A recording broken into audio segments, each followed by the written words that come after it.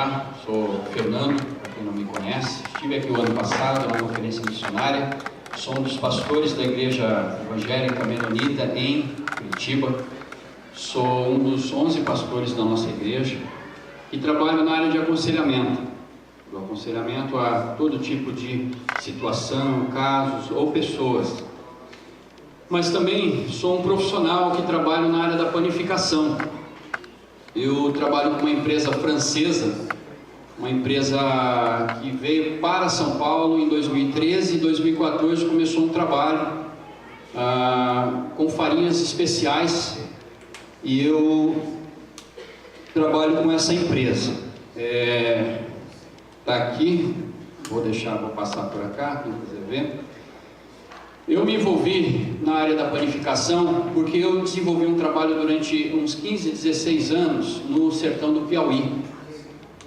E lá no sertão do Piauí, na área rural, eu pude acompanhar, ajudar a plantar 2 igrejas, construir, discipular, treinar pessoas naquela região de sertão. E durante todos os anos que eu estive lá, eu não estava envolvido com a área de panificação ou mesmo confeitaria. O manifesto que eu fazia era um manifesto da evangelização, da plantação de igreja naquela região, de acudir, de ajudar, inclusive distribuição de cestas básicas. Mas depois que eu conheci a gastronomia em geral, do modo geral, e depois fui para a confeitaria e panificação, eu me apaixonei e pensei, Deus, me ajuda aqui, que eu estou vendo uma veia, um caminho muito legal para eu poder mudar um pouco a visão de missão aqui no sertão.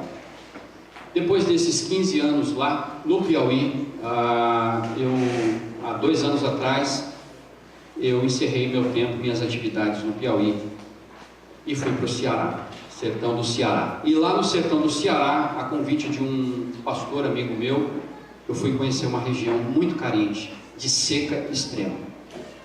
Quem tinha lá? Era uma família muito querida de missionários locais, pessoas locais que haviam se convertido e estavam desenvolvendo um trabalho na comunidade, 7 comunidades. Ele, a esposa e 4 filhos.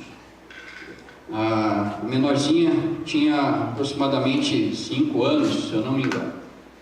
E o mais velho tinha 17, 12, e depois tinha a Isa.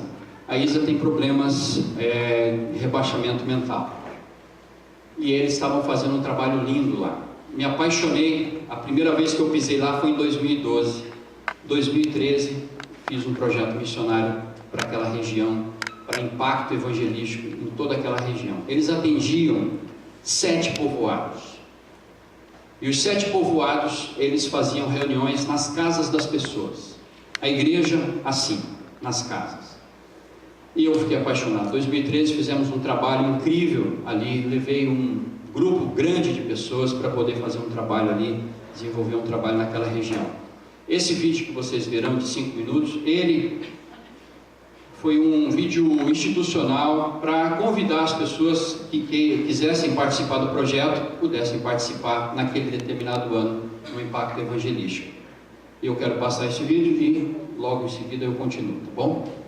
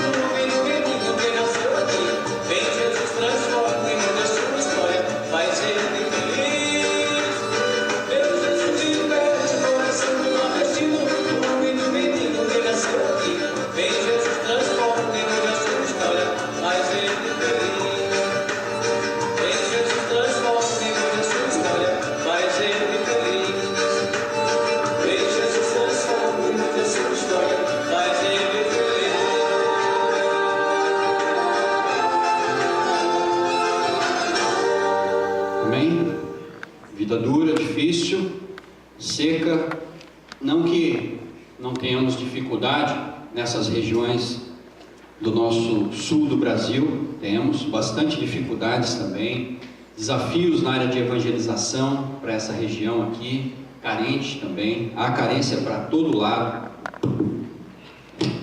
Agora, por que não lá, né? Por que não no Ceará? Por que não no sertão? E aí eu comecei a orar a Deus a esse respeito, e eu e minha família estamos em oração, conversa, planejamento, para nós podermos desenvolver um trabalho efetivo morando em Sobral, no Ceará. Minha intenção lá é abrir uma escola técnica de panificação e confeitaria naquela região. Sobral fica 5 horas aproximadamente de Fortaleza, então, embora esteja no sertão, Sobral não está isolada. Existe uma estrutura muito boa e grande que é viável um projeto desse.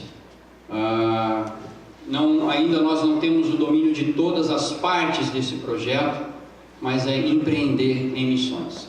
Já tem uma iniciativa na Serra de Guaraciaba, chamada Guaraciaba da Serra, é uma cidade próxima de Sobral, em torno de 1h30 de Sobral. Então ali está tudo próximo. Essa iniciativa são de missionários, que os pais deles, americanos, vieram na década de 40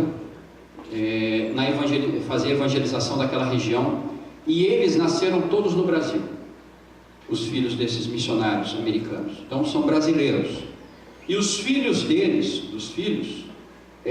casaram com os cearenses. Obrigado, irmão. Casaram com os cearenses. Oi? Obrigado. Casaram com os cearenses. E essa família teve uma iniciativa de poder extrair o óleo do coco babaçu, na região da serra, chamada Serra das Quebradeiras. Eles compraram uma máquina nos Estados Unidos, trouxeram e extraem o óleo a frio. Naquela região de serra, chamada Serra das Quebradeiras, tem muitas famílias morando que não têm emprego, não tem como, só não morre por causa do Bolsa Família, em muitas regiões ali, não tem trabalho, não tem o que fazer. O projeto da escola visa justamente entrar nessas lacunas, nesses meios, para poder amparar e ajudar. Só a extração do óleo do coco babaçu gera uma renda para essas famílias na região da serra. E esses missionários têm a oportunidade de entrar na casa dessas pessoas e ali poder falar do amor de Cristo, que de outra sorte muitas vezes não teria chance naquela região. Manifesto. Em Floriano, no Piauí, Lucas, um amigo meu, ele faz parte da ABU. A ABU trabalha com universitários. E a região de Floriano, no Piauí, também é uma região onde há faculdade, universidade, lá dentro do Piauí, lá na área no sul do Piauí. Ele tem desenvolvido um trabalho muito incrível com universitários, no sertão. Manifesto. Vocês viram no vídeo que tinha um rapaz fazendo massa na mesa? Ensinei ele a fazer massa de macarrão, levei uma máquina para ele. Foi um início, uma tentativa lá no início de poder começar a ajudá-los a criar recursos naquela região, por tanta escassez que existe ali. Ontem, quando eu trouxe aquela mensagem a respeito do que João e os apóstolos entendiam que era um manifesto, gostaria só de resumir isso, porque justamente você vai para esses lugares, você precisa ir para esses lugares com uma visão clara, você precisa ser para estar naqueles lugares. A batalha espiritual é muito grande, então parte desse princípio. Então, para João, é não andar nas trevas, não compactuar com as trevas. E nós vimos ontem que o que era compactuar com as trevas era andar incoerentemente o estilo de vida. Então, falar uma coisa e fazer outra. Então, para João, aquilo era um manifesto. Para os apóstolos, aquilo era um verdadeiro manifesto. Eles iam para aquelas regiões para poder salvar, quer dizer, Deus salvar através dele as pessoas que viviam em densas trevas, sob o jugo do diabo. E muitos deles pagaram com as suas próprias vidas. E hoje nós temos muitos missionários ao redor do mundo também pagando com as suas próprias vidas por estarem fazendo um manifesto pelo Evangelho, vivendo pelo Evangelho. O que é o Evangelho? O Evangelho é Cristo. Cristo é o Evangelho. O Evangelho é Cristo. A mensagem de Paulo, por exemplo, era Cristo ressurreto. Cristo ressuscitado. E o que isso significava? Significava esperança. Esperança para um mundo que estava fadado à desgraça e ao inferno. Então, eles chegavam, os profetas, os discípulos chegavam e anunciavam o reino de Deus para as pessoas. Que era a saída desse sistema maligno e do mal e de escravidão. Para vocês terem uma ideia, quem foi o grupo que mais testemunhou na base da igreja, chamado a base da igreja, no primeiro século? Foram os escravos. Os escravos convertidos, eles estavam nas famílias que compraram eles, e lá eles testemunhavam para aquelas famílias, para os seus senhores. Muitas famílias vieram a Cristo por intermédio dos escravos. Por isso que Paulo diz, Pedro, Tito, especialmente Tito, o jovem Tito, que foi para a ilha de Creta pregar, desafiava também os escravos a serem o espelho do Evangelho para a sociedade. Porque eles estavam diretamente dentro das famílias, e muitas famílias importantes da cidade. Então, sejam obedientes, façam o seu serviço como se estivessem fazendo para o Senhor. Esse era o desafio especialmente Tito, depois Paulo nas suas cartas. O Paulo escrevendo para Tito, orientando Tito. Para vocês terem uma ideia, Tito, eu estava estudando sobre ele, foi enviado a Creta. Creta era uma das principais ilhas daquela região, a quarta maior ilha daquela região, perto do mar Egeu. Creta tinha um povo muito cruel, muito violento, muito vil e preguiçosos. Paulo denuncia isso usando um poeta da época deles, dizendo: ventres preguiçosos. E para lá é que Tito é enviado. E é interessante que Tito tem então a orientação de Paulo na sua carta, 3 capítulos, é uma carta pastoral, Paulo orientando Tito para orientar a igreja local a respeito dos desafios que lá existiam. E hoje pela manhã eu queria dar uma palavra básica a esse respeito do manifesto em Romanos capítulo 12. Se você tiver a sua Bíblia, pode abrir. Difícil a renovação da mente, uma mente que, como eu disse ontem, uma mente saturada de imagens e informações. Como é que você renova a sua mente? Como é que você fala? Como é que você ouve a voz de Deus? Como eu disse ontem, a gente hoje vive num mundo individualista, uma sociedade individualista, insensível muitas vezes. Tudo está no campo do privado. Tudo está no campo do privado. O que eu faço aqui não é problema de ninguém, como se isso não fosse afetar ninguém. Mas afeta muito. A palavra da nossa época é desconstrução. Desconstrução. Nós vamos trabalhar o texto de Romanos 12, 1 e 2 sobre a renovação da mente, mas a palavra da nossa época é desconstrução. Abaixo com tudo o que significa tradicional, tudo que é base, questiona-se tudo, literalmente tudo. Mas por que assim? Não, pode ser assado. As instituições, incluindo a igreja, está desacreditada, literalmente, desacreditada. Nós tivemos há 30, 40 anos atrás, ainda, uma sociedade onde a igreja tinha uma presença forte em termos de valores. Existia uma homogeneidade em termos de valores e princípios. Hoje não tem isso. A igreja não dita mais os valores da sociedade. Nós estamos vendo, por exemplo, hoje a política num estado deplorável, a corrupção aflorada e explodida na nossa cara. Nós não acreditamos mais nos políticos. Se é que um dia acreditamos, mas não acreditamos mais, literalmente. Como é que a gente consegue fazer um manifesto no meio dessa sociedade? Como é possível fazer um manifesto? Você jovem, você adolescente, você adulto que está aqui, como é que nós conseguimos fazer um manifesto de verdade, transformador?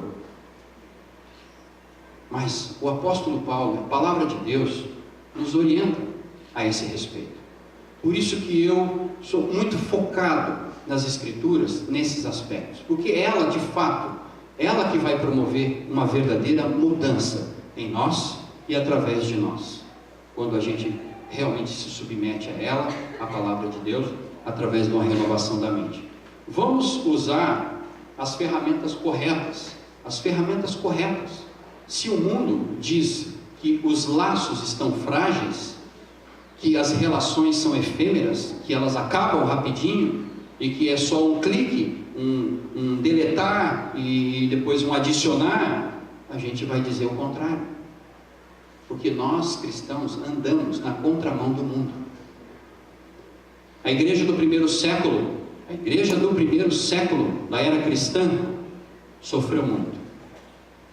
Uma época de total devassidão, especialmente em Roma, mas a igreja venceu, onde existia um número absurdo de abortos na sociedade e de traição. Os cristãos não traíam. Os cristãos não faziam aborto. Eles foram contra a ordem das coisas, ao ponto de, quando chegou o terceiro século, na época de Constantino, a igreja se tornou a religião oficial do Império Romano. E não foi fácil, porque foram 10 grandes perseguições, de dizimar vilas e cidades inteiras de cristãos. Tudo era culpa deles. Como diz Paulo, como ovelhas foram ao matador. Vamos ler o texto de Romanos 12, conhecido, versículo 1 e 2. Portanto, irmãos, rogo-lhes pelas misericórdias de Deus que se ofereçam em sacrifício vivo, santo e agradável a Deus. Este é o culto racional de vocês. Não se amoldem aos padrões deste mundo, mas transformem-se pela renovação da sua mente, para que sejam capazes de experimentar e comprovar a boa, perfeita vontade de Deus. Vamos parar por aqui, porque aí depois eu quero continuar e explicar o que significa uma mente renovada, o que significa ser um sacrifício vivo para o Senhor. Um sacrifício vivo, em contraste com a tradição dos judeus, que ofereciam um sacrifício morto. Você que é cristão recente, talvez não entenda, mas talvez já tenha ouvido, que antigamente era feito um sacrifício para aplacar a ira de Deus. Mediante o derramamento de sangue, os pecados eram perdoados.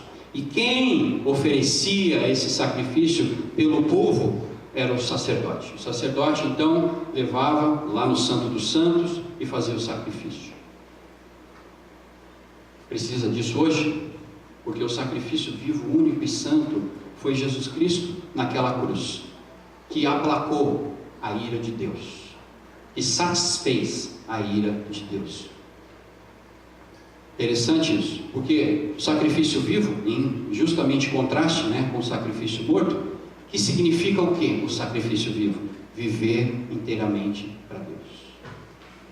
Viver é chamado corandeu, isto é, constantemente na presença de Deus. Na parábola do bom samaritano, o sacerdote havia oferecido um sacrifício morto lá no templo. Se vocês conhecem a parábola do bom samaritano, ele estava todo machucado na beira da estrada e passou um sacerdote, olhou de longe e foi para o templo. Depois um ajudante do templo passou, olhou e foi embora. Até que o samaritano, chamado de bom samaritano, pega ele e leva para uma hospedaria e lá trata e paga tudo para ele. O que o sacerdote que passou estava indo fazer no templo? Um sacrifício morto. Ele teve a chance de fazer um sacrifício vivo naquele dia, que era ajudar aquele indivíduo. Oferecer-nos a Deus, meus queridos, oferecer-nos a Deus em sacrifício vivo é a única resposta viável às suas misericórdias por nós. Talvez você ainda não sentiu o peso do pecado. Talvez você já tenha sentido. E talvez tenha esquecido como é que foi. Um dia eu estava preso numa cadeia de menores. E eu não tinha nada com Deus, não sabia nada de Deus, nada de nada, nunca tinha lido a Bíblia, nunca tinha entrado numa igreja, não tinha noção. Eu tinha aproximadamente 17 anos quando isso aconteceu. Eu estava preso, cumprindo uma pena de 3 anos. Antiga FEBEM de São Paulo, hoje Fundação Casa. Eu já tinha sido preso por tráfico, já tinha sido preso por porte, por arrombamento, por assalto à mão armada, eu já tinha sido preso por uma série de coisas. Eu era um daqueles que você ouve pela televisão, que entrou na casa de não sei quem, que fez isso, que fez aquilo, e que todo mundo destila raiva e ódio. Tem que morrer, não presta, é um vagabundo. Eu era um desses. E estava eu lá, preso, na minha última vez, na minha última prisão. Quem estava comigo? Meu irmão, mais novo que eu. Essa era a nossa família. Essa era a minha vida. Essa foi a minha vida. E aí um dia, num domingo, começa um culto naquele pavilhão que eu estava. E aí entrou aquele grupo de pessoas, tipo um salão como esse aqui, a gente chamava de ala recreativa, tinha televisão, o pessoal podia jogar uma carta, um dominó, tal. E aí eu ali, entra esse grupo, tipo o grupo dos irmãos ali, que dirige o louvor, está dirigindo o louvor, o pessoal todo muito antenado, todo mundo alegre, feliz, tal. Chegaram cumprimentando todo mundo, muito bacana. E eu, cutuquei o camarada do lado e perguntei: quem é esse pessoal? Aí o cara falou: os crentes. Ele sabia quem era e eu não tinha ideia de quem eram os crentes. Mas eu não tinha ideia do que era ser crente exatamente. Para mim, crente era um pessoal muito caretão, assim, bem, né, nada a ver. Aí eu falei: bom, beleza. Eles convidaram a gente para a quadra aberta, onde ia acontecer o culto. E lá naquele culto, eu senti o peso do meu pecado. Sem forçação, sem nada. A rapaziada tocou. Sabe quem estava tocando lá? Era um pessoal que começou a oficina G3, muito tempo atrás. Na época do tio Cássio, em São Paulo. Eu sou de São Paulo. Peguei todo esse movimento. Todas essas bandas eu já conheci todo mundo, já toquei. Eu tocava depois de cristão, a gente montou uma banda, um grupo de música para evangelização, era um grupo de pagode. Dá para você imaginar eu tocando pagode? Não dá, né? Primeiro, você não tinha nem ideia do meu testemunho. Um ou outro talvez sabia, mas tocar pagode, pois é, eu tinha uma banda, a gente tocava na FEBEM, na delegacia, no presídio, na praça, na rua, muitos anos foram assim.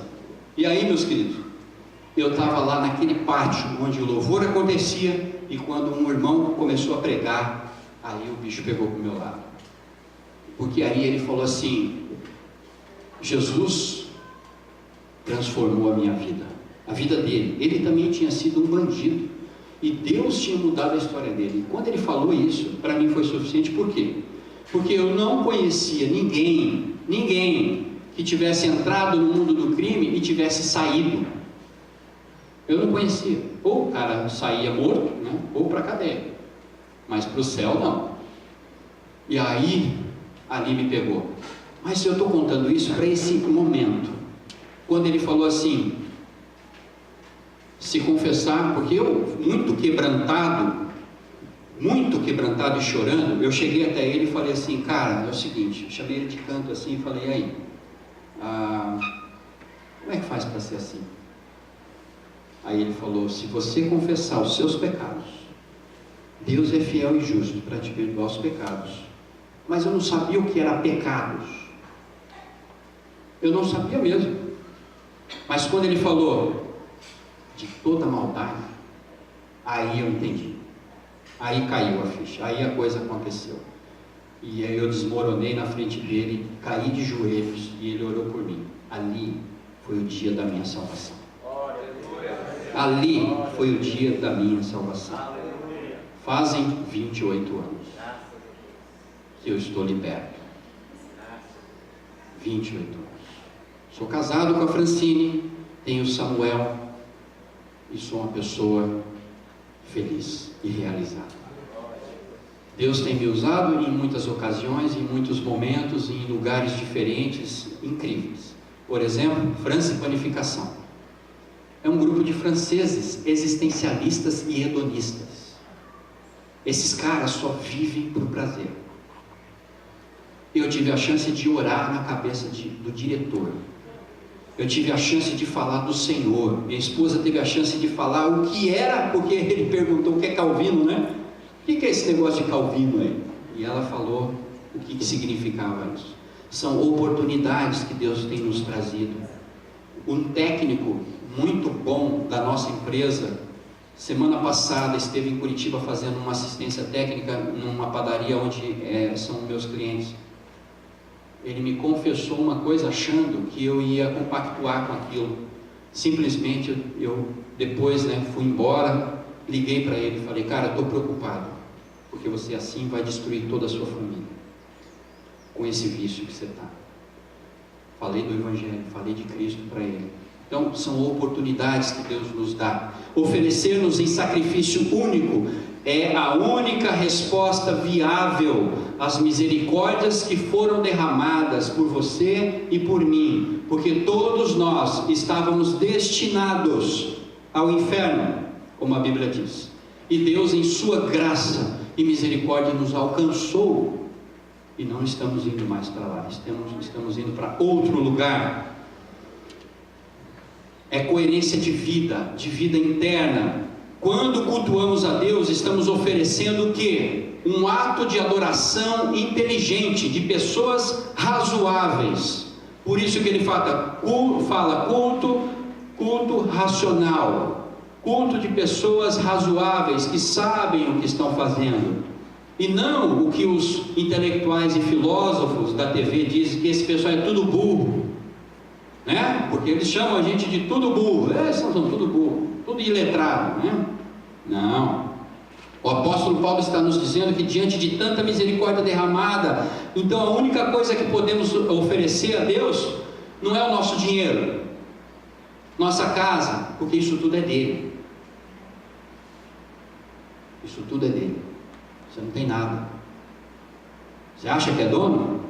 Você não é dono de nada. A sua vida pertence ao Senhor, e tudo o que você tem é 100%, não é mais 10%, como foi na época da lei. Radical isso, né? Mas o Evangelho é radical. E é isso, viver exclusivamente para a sua honra e para a sua glória, que é a única coisa que faz jus ao que Ele fez por nós. Não é dar as coisas, é dar tudo, toda a nossa vida em sacrifício vivo a Deus. Nossos cultos são oferecidos nos templos. Esse serviço que eu estou falando é feito no templo?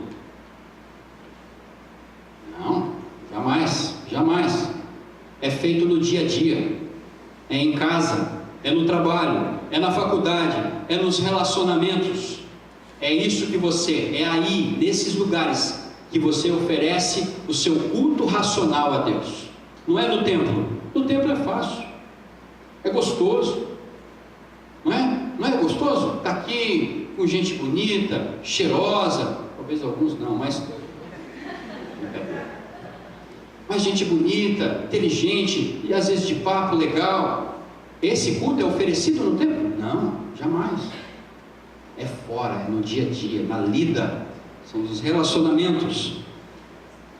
Nós temos a oportunidade, como aquele sacerdote, aquele ajudante e tantos outros, de oferecer um sacrifício vivo a Deus em casa, no trabalho, na escola, na comunidade, e a gente não pode desperdiçar mais essas oportunidades. Não podemos mais desperdiçar essas oportunidades. Precisamos aproveitar todas elas. Como consequência, a gente não devemos tomar a forma desse mundo rebelde.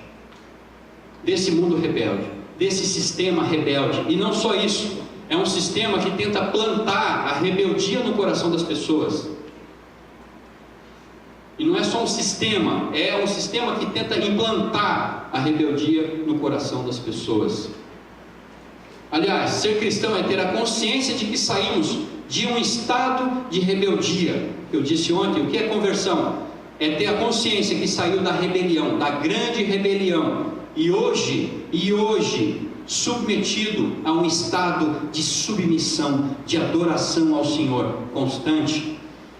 Você e eu fomos transportados, como diz Colossenses, Paulo em Colossenses, transportado do reino das trevas para o reino do Filho do seu amor.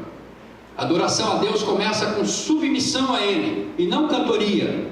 Começa com submissão a Deus, com reconhecimento que só Ele, só o Senhor é digno de toda honra e toda glória no universo. É para quem vale a pena dedicar a vida. Essa é a questão. Que o seu amor é insondável, e o seu amor é que explica a existência de todas as coisas. Só o amor de Deus explica a existência de todas as coisas, porque não é possível. Não é possível. Como é que pode Deus se importar com um indivíduo como eu, no estado que eu se encontrava? Você já teria chutado, por muito menos, a mim. E a gente faz isso por muito menos. Alguém discordou de uma ideinha sua, você vai lá e deleta, pá, desconecta. Não quero mais ser amigo dessa pessoa. Conversão significa ter aberto mão de todo o estado de rebelião e de ter de novo entendido e assumido Deus como seu único referencial de verdade, e não as filosofias decrépitas que muitos veem nas faculdades, no ensino médio, que seja fósseis da filosofia, como se esses caras tivessem a verdade. Não, a verdade está em Deus. Ele é o único referencial de verdade, de bem, de certo, de errado, de justo e de injusto no universo. Então a conversão é um estado de submissão e de adoração a Deus. Sabe qual é o princípio de todas as guerras? É quando você e eu nos colocamos como referencial de bem e de mal. Esse é o princípio de todas as guerras. Guerras, eu não digo atômicas só, começa no nosso meio, simples assim, uma discordância, fulano falou não sei o que, Beltrano não sei o que. E é interessante que Tito, no livro de Tito, a orientação de Paulo a Tito para orientar as pessoas era, por exemplo, em relação às mulheres mais velhas, elas não podiam ser fofoqueiras. Olha só isso. Era uma orientação de Paulo. Por quê? Não sendo fofoqueiras, elas não dariam motivo para ninguém. Mas elas tinham que ser também espelhos para as mais novas. Mas elas tinham que ensinar as mais novas a serem o quê? A serem responsáveis, honradas, corretas. Era a orientação. Coisas básicas e simples, mas que estávamos tropeçando nessas coisas simples e básicas. Nessa parte final, eu queria dar a vocês o que o texto está nos dizendo, do que realmente significa e como podemos fazer ou passar pela renovação da mente. Porque assim, o que a gente já leu muitas vezes e fala, como é que eu renovo minha mente? O que é? Neurociência? Ficar pensando positivo? É isso que é renovação da mente? Pôr a Bíblia debaixo do travesseiro e dormir em cima dela, e aí acordo já com tudo ali dentro, minha cabeça está outra, né? É isso que é renovação da mente? Vamos ver o que Paulo diz que é renovação da mente para nós. O apóstolo Paulo diz: se tomarmos posição, se nos entregarmos como um culto agradável a Deus, um culto vivo, para viver única e exclusivamente para Ele, para obedecer-lhe, para honrá-lo, para exaltá-lo, para ser igual a Ele, em cada gesto, em cada palavra, em cada ato, em cada momento, aí nós experimentaremos, olha só, a sua vontade, experimentaremos o que Ele tem de melhor para nós, em cada momento de nossa vida. Aqui a ideia presente é que nós sabemos o que fazer em cada momento de nossa vida. Por quê? Porque seremos guiados por Deus, guiados pela vontade de Deus, e então faremos em cada momento de nossa vida o que é bom, agradável e perfeito. Amém? Mas Paulo dá um primeiro parâmetro para a renovação da mente. 12:3 diz assim: porque pela graça que me foi dada, digo a cada um de vós, que não pense de si mesmo além do que convém. Antes pense com moderação, segundo a medida da fé que Deus repartiu a cada nós. O primeiro parâmetro que ele nos dá é que não pensemos acerca de nós mesmos além do que convém. Pelo contrário, que a gente seja moderado em relação a nós mesmos. Isso significa que a gente precisa perceber que nós somos dependentes. Numa geração de individualistas, confessar que somos dependentes é um sacrifício, é uma dificuldade muito grande, muito grande. A igreja é a única que anda na contramão do mundo, é a única que tem a consciência da interdependência e de que todos nós vivemos única e exclusivamente debaixo da graça de Deus. Isso é igreja. Cada um de nós, meus queridos, tem um dom. Cada um tem um dom. E, portanto, cada um de nós tem algo a contribuir. Todos vocês têm algo a contribuir. Todos nós temos. Ninguém é superior a ninguém no reino de Deus. Todos são iguais e todos se tratam com honra um ao outro. E foi isso o testemunho do início da igreja. Essa unidade e esse amor que foi desenvolvido no início da igreja.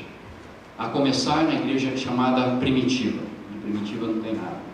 Só a gente pode falar igreja antiga. Né? Não há superioridade ou mesmo hierarquia, mas existe uma relação profunda de igualdade e dependência mútua.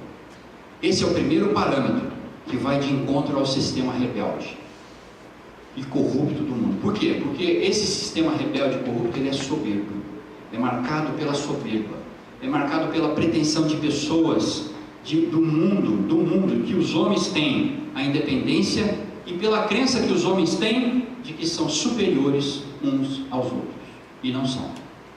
Na igreja de Cristo não é assim.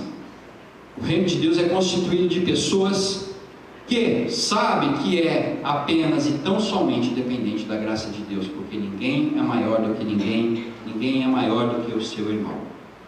O segundo padrão e parâmetro está em 12:9. O amor seja sem hipocrisia, detestai o mal, apegando-se ao bem.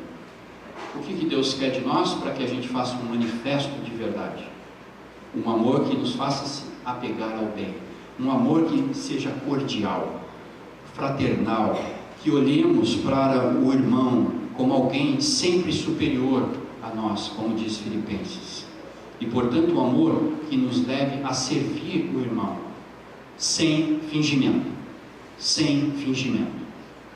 Isso é o Evangelho. O Quando você abre em 2 Timóteo, capítulo 2, versículo 15, que fala que a palavra de Deus é útil para nos transformar, para nos arguir, para nos reeducar. É isso que ele faz. A palavra de Deus nos reeduca, nos educa corretamente, como nós temos que ser e proceder.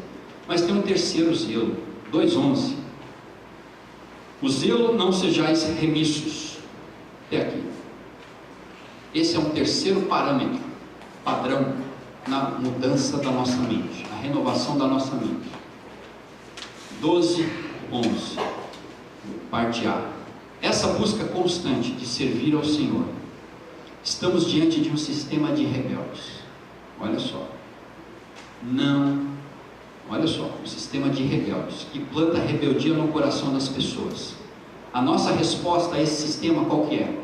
É o nosso zelo em servir a Deus. Eles são dedicados. Olha só como eles são dedicados. Eles não vão para o culto ou não vão para o serviço de Deus, todo mundo reclamando, né, de cara abaixado, oh meu Deus, de novo. Não, nós não fazemos isso. Os filhos de Deus não fazem isso. E um critério para a renovação da mente é justamente isso, a disposição em servir ao Senhor. Nosso zelo em obedecer, em fazer e considerar a sua vontade acima de tudo. Quarto padrão é a esperança. Olha o versículo 12. Regozijai-vos na esperança. Em meio, aqui eu quero a atenção dos irmãos. Em meio a todas as lutas, a todas as angústias, aos estresses, a todos os percalços que você e eu passamos, não perder a esperança jamais. Ter sempre os olhos fixos na vitória de Jesus Cristo, porque Ele venceu, e nós venceremos com Ele também.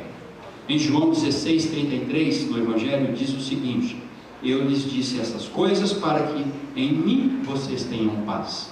No mundo vocês terão aflições, contudo tenham ânimo, porque eu venci o mundo. O quinto padrão, olha só o versículo 12b. Sede pacientes na tribulação, na oração perseverantes. A vitória do crente, preste atenção, a vitória do crente não é não sofrer. Essa teologia de que nada vai acontecer com você, isso é uma mentira. Isso não tem nada com as Escrituras. Nada. A vitória do crente não está nisso. Não passar por provações, por sofrimentos, lutas e dificuldades. Não. A vitória do crente é não ser derrotado pelo sofrimento. É diferente. A ideia de que a gente vai passar por lutas, bom, não poderia ser diferente. Porque a gente vive num mundo rebelde, de confronto, não é? A gente vive num mundo assim, violento. Agora, porque estamos enfrentando esse sistema.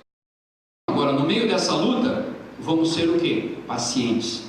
Não vamos nos exasperar, entrar em crise, começar a dizer que Deus não me ouve mais, Deus me abandonou, Ele não me ama, que eu estou passando, o que estou passando além da conta, eu não aguento. Ninguém sofre além da conta. Ninguém sofre além da conta no reino de Deus.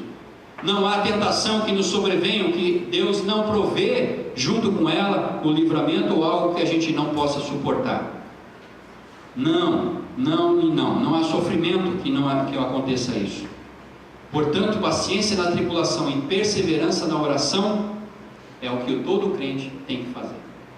E isso é em submissão a Deus. É com essa consciência. É assim que você e eu teremos nossa mente renovada, diferenciada dos demais. Colocar Ele sobre toda a nossa ansiedade, que é a doença do século. A ansiedade é o sofrimento de coisas que ainda nem aconteceram. A gente já sofre. Esse é o grande trunfo do crente. Uma pessoa cristã, ela resolve os seus problemas através da oração, da consagração da sua vida ao Senhor. O 12:13. Compartilhai as necessidades dos santos. Praticai a hospitalidade. Vamos pegar a parte A do versículo. Solidariedade. Se o irmão tem 2 túnicas, reparta com quem não tem. Quem tem comida, faça o mesmo com quem não tem. Devemos compartilhar as necessidades dos santos, a começar com os da família da fé. A gente vive num mundo de egoístas, de individualistas, mas no reino de Deus não pode ser assim. Não pode ser assim. Se alguém sofre na igreja, temos que sofrer junto. Talvez o que eu esteja falando para você possa soar como algo absurdo, mas a palavra de Deus é assim mesmo, radical, absurdo.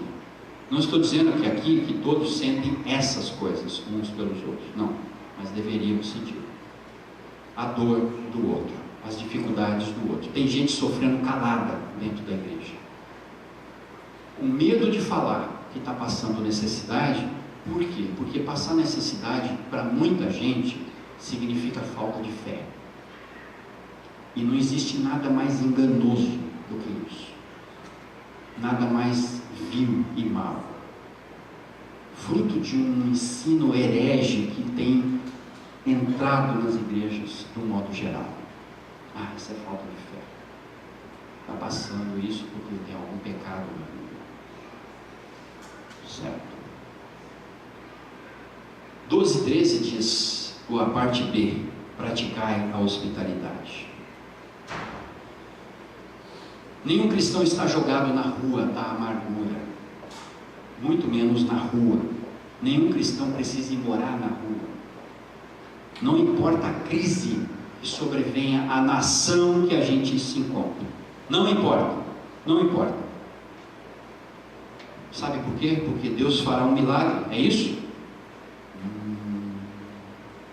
E ele não vai ser despejado? Você está para perder sua casa e Deus vai fazer um milagre e aí você não vai ser despejado. É isso, irmãos? Não. Sabe por que você não vai para a rua e não vai ser despejado? Porque os seus irmãos, a família que você pertence, da fé, vai te acolher, vai te abraçar, vai ser solidário e vai exercer o amor de Deus cristão sobre e a respeito da sua vida. Essa é a ideia de hospitalidade na Bíblia. Não é dar um negócio ou a pessoa vai dormir uma noite na nossa casa. Isso não tem nada a ver com hospitalidade nas Escrituras.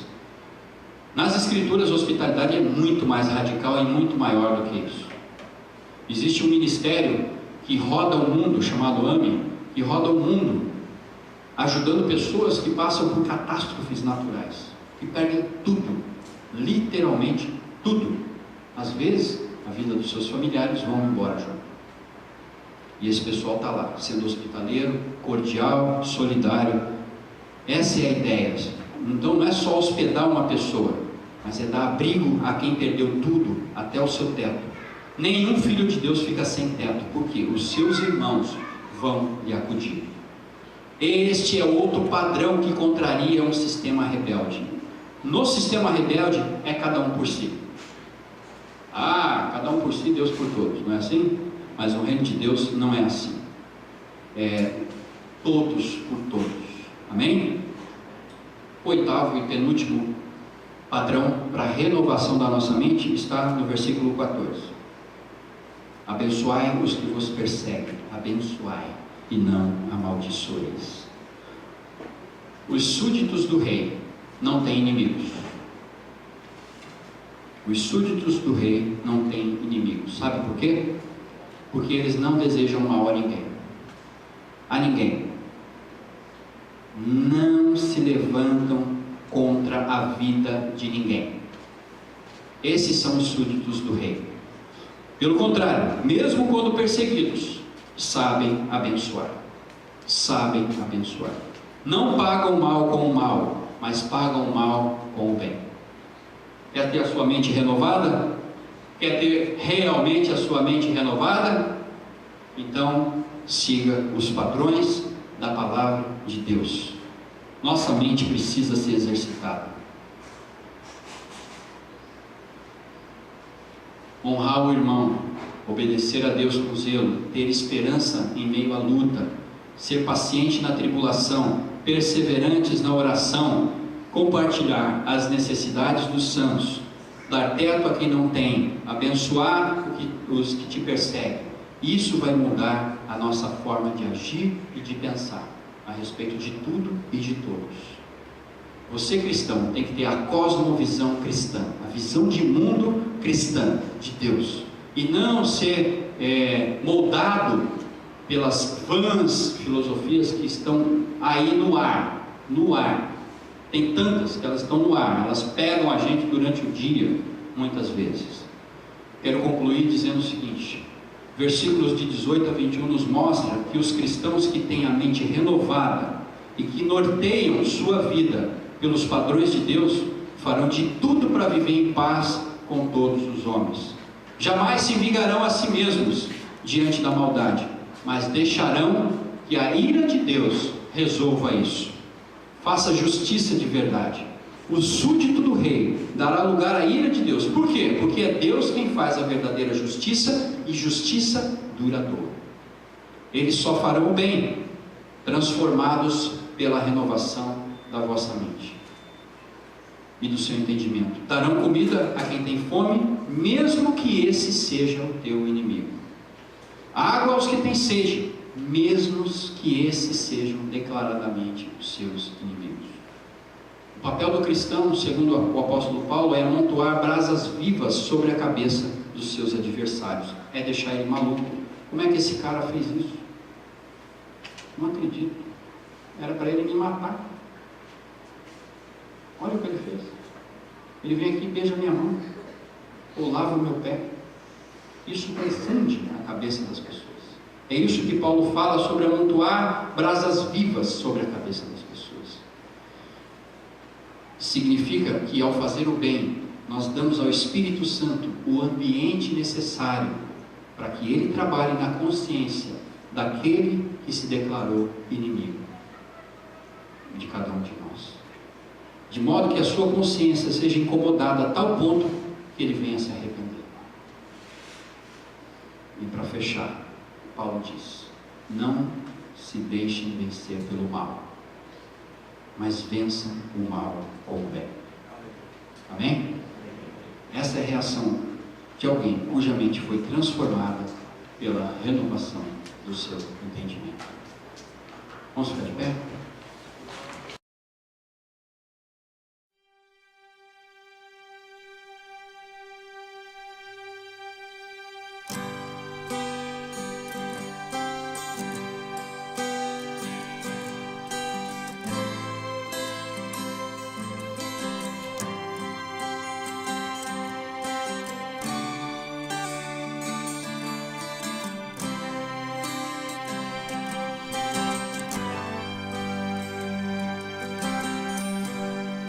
Me criaste do pó